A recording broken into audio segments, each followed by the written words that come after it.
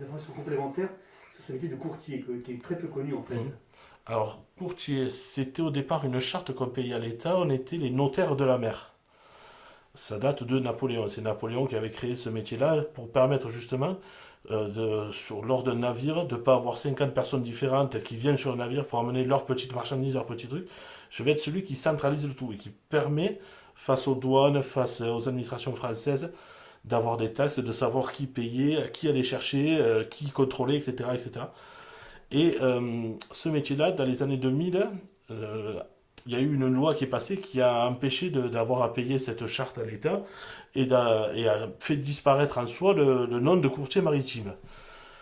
Or, il faut toujours faire ce métier-là parce que ça reste sur un navire, on a besoin de tout ça. Donc, plutôt que, comme sur d'autres ports, que ce soit sur Marseille, sur Dunkerque, Bordeaux, etc., chacun embauche une personne qui sache faire ce métier.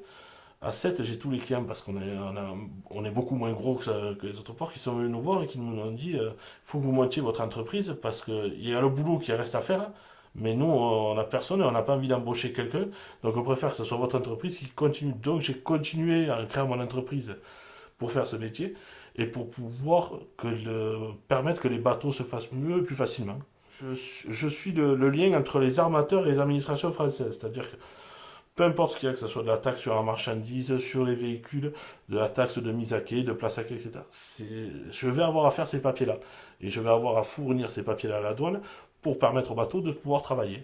Alors, je suis représentant au niveau du tribunal de commerce, c'est-à-dire que pour toutes les assurances, pour s'il y a des avaries sur un bateau, je vais représenter le capitaine au niveau du tribunal pour expliquer ce qui s'est passé au niveau de l'avarie et pour permettre aux assurances de savoir qui a attaqué ou s'il y a eu une faute ou quoi que ce soit.